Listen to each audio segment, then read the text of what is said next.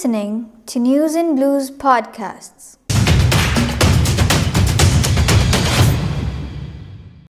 The two densely Muslim populated areas, Jammu and Kashmir and Palestine, are at visible threat of becoming extinct and are occupied by non-Muslim authorities. A number of innocent civilians have been killed in clashes between protesters and occupying security forces. People are being killed, women molested and widowed, children orphaned. With becoming the victims of pellet gun attacks to having no liberty of coming out of the houses and having the rights of proper burial of the loved ones, Kashmiris and Palestinians are facing heart-wrenching atrocities at the hands of brutal occupational forces. The houses of the residents are being snatched or demolished, and several amendments in the laws have been done by the forceful authorities in order to leave no shelter for the Muslims living in Palestine or Indian illegally occupied Jammu and Kashmir. India is buying arms from Israel since 1960. Indian Prime Minister Narendra Modi visited Israel in 2017, marking the 21st anniversary of full diplomatic relations. The two nations are passionate about their brutal occupations of Kashmir and Palestine. India is one of Israel's biggest arms exports and clients, spending about $10 billion over the past decade. Indian police forces have been receiving training in Israel for anti-terror operations which Israel conducts against Palestinians.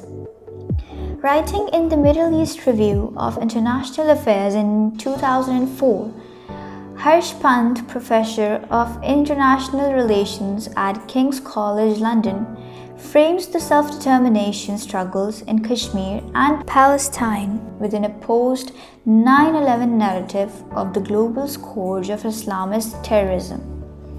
The issue of occupation has been raised countless times in the international forums by various Muslim authorities, but went always in vain.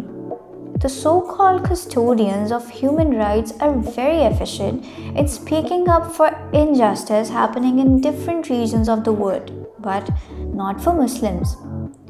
This terror frame supports the economy of arms trade between India, Israel and United States. The aggressive religious nationalisms of Zionism and Hindutva share mutual security interests. Kashmiri and Palestinian quests for self-determination are reduced to neighboring Muslim or Arab states, causing unrest. There are about 500,000 military personnel in the Kashmir region, which comes to one soldier for 25 civilians. The Jammu and Kashmir Coalition of Civil Society reports more than 70,000 killings, about 10,000 enforced disappearances, and 7,000 mass graves, torture, rape, sexual violence, enforced disappearances, and extrajudicial killings are widespread. Same is the case with Palestinians who have been forced into exile and their territory has been snatched. The brutal bombing of Gaza in 2014 killed 2,100 Palestinians, a third of which is children. This led to United Nations inquiry.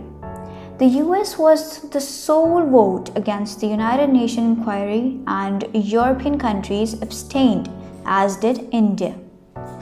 Humanity is being ignored in the name of religion, and the only agenda is to keep in view the belonging of people to their beliefs.